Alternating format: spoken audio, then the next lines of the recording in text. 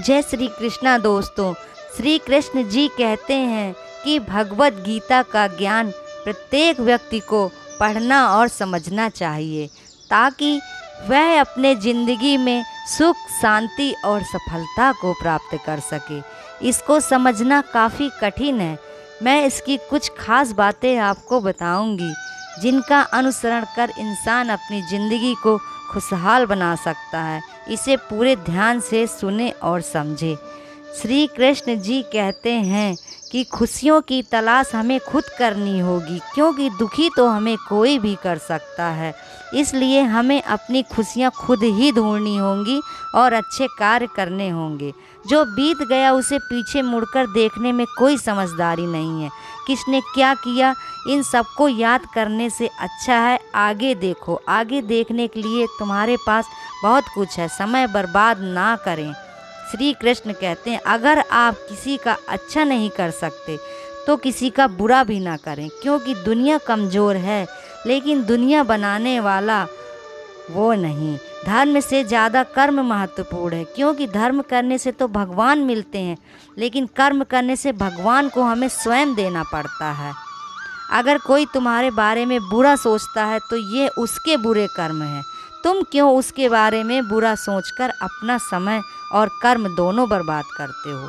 जिस इंसान की नीयत और सोच अच्छी होती है भगवान भी उसकी मदद करने किसी न किसी रूप में ज़रूर आते हैं। जब आप किसी के लिए अच्छा सोचते हैं और अच्छा करते हैं तो अच्छा ही होता है, क्योंकि प्रकृति का यह नियम है कि जो दोगे वही तुम्हारे पास वापस आएगा।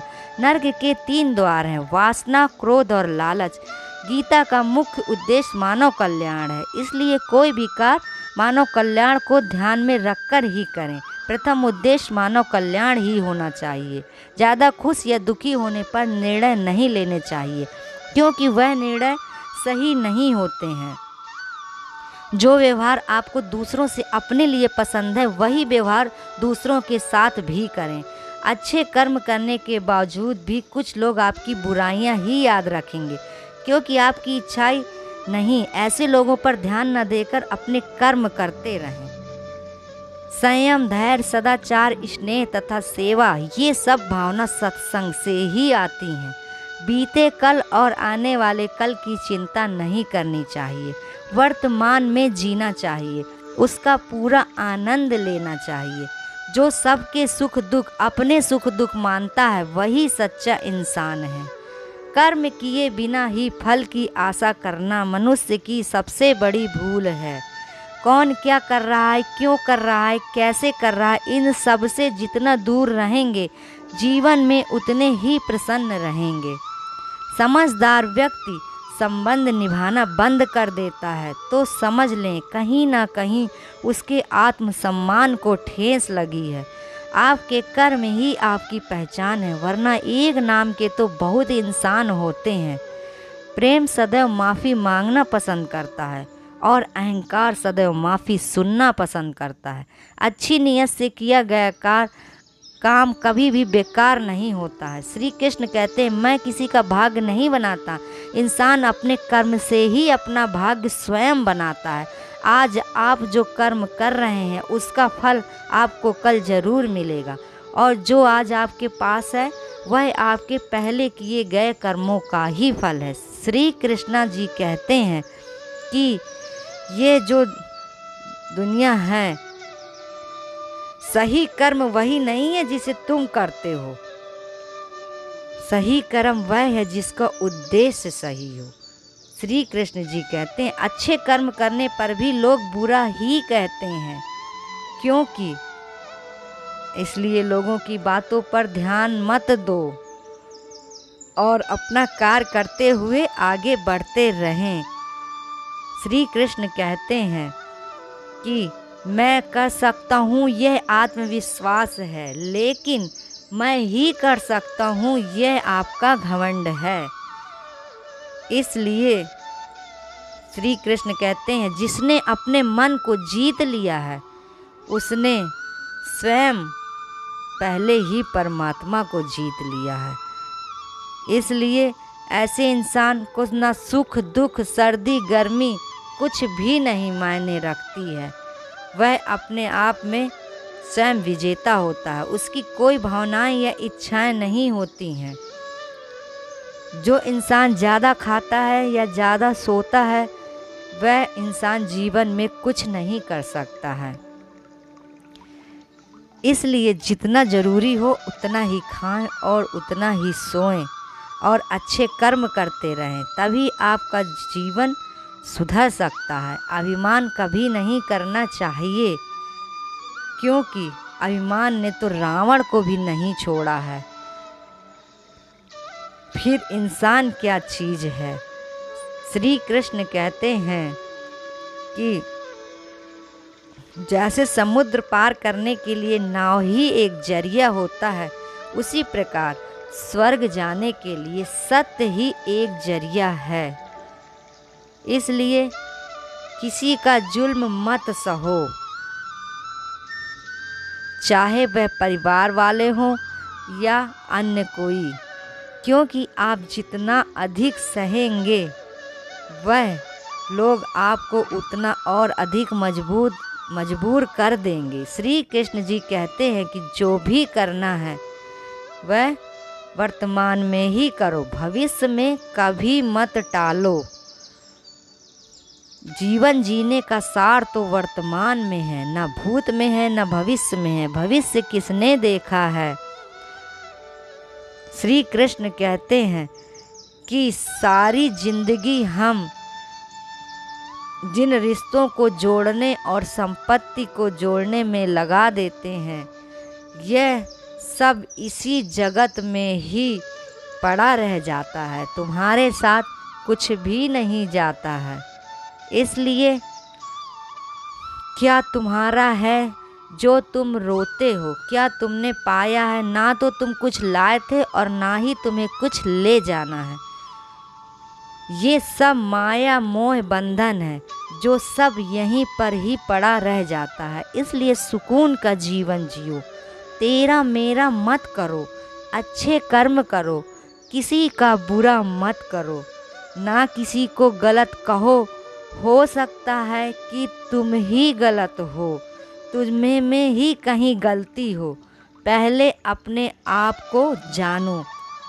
अगर कोई इंसान अपने आप को अपनी गलती मान लेता है तो उससे ज़्यादा सही कोई हो ही नहीं सकता है, क्योंकि अपनी गलती मानना एक बहुत बड़ा सच है, जो कि आज के युग में कोई मानता ही नहीं है। गलतफहमी का पहाड़ इसीलिए खड़ा हो जाता है और अपने रिश्तों से इंसान का दुश्मन बन जाता है।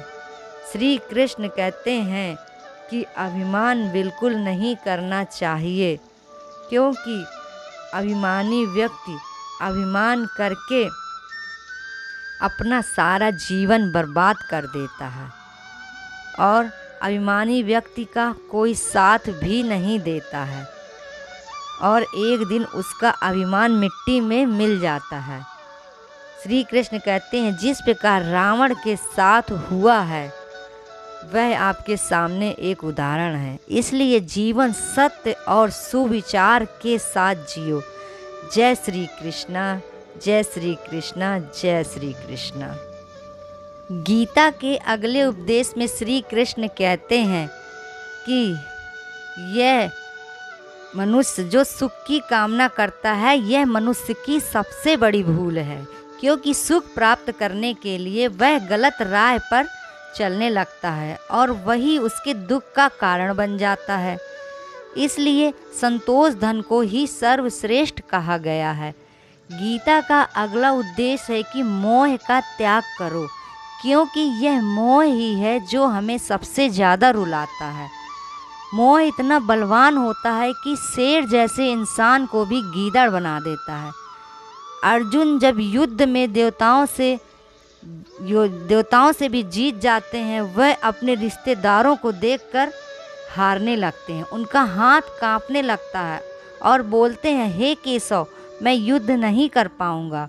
बहुत लोग मोह के कारण अपनी ज़िंदगी तक त्याग देते हैं, आत्महत्या तक कर लेते हैं कि हम उसके बिना तो जी ही नहीं पाएंगे। इसलिए श्री कृष्ण कहते हैं कि जो व्यक्ति मोह से बाहर नहीं आता वह जिंदगी भर पीड़ा में ही रहता है और उसकी सारी खुशी छिन जाती है और यही मोह उसके दुख का कारण बनता है।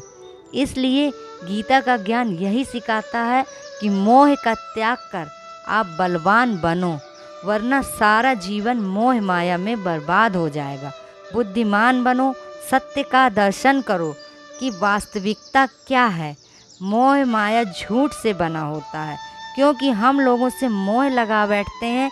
फिर जब हमारा भ्रम टूटता है तो हमें बड़ा ही दुख होता है, क्योंकि लोग वैसे नहीं होते जैसा हम उन्हें मान लेते हैं। फिर जब हमारा भ्रम टूटता है तब हमें बड़ा ही दुख होता है। इसलिए गीता का उद्देश्य यह सिखाता है कि अगर आनंद और खुशी से रहना है तो किसी से भी हद से ज़्यादा मोह मत करो। और गीता का अगला उद्देश्य है कि अगर दुनिया में आए हैं तो दुख तो मिलना ही मिलना है, दुख से कभी घबराना मत। श्री कृष्ण कहते हैं कि यह दुनिया तो एक दुखालय है, अर्थात संसार दुखों का घर है। जैसे औषधालय में औषधि मिलती है, पुस्तकालय में पुस्तक मिलती है, उसी तरह इस संसार को भी एक दुखालय का नाम दिया गया है। दुख तो हर किसी के जीवन में आता ही है, लेकिन अगर दुख आता है तो सुख भी आएगा। इसलिए कभी दुख से डरना नहीं चाहिए। संसार में परिवर्तन होता रहता है, इसलिए कर्म करते रहें और फल की चिंता ना करें। जय श्री कृष्णा, जय श्री कृष्णा।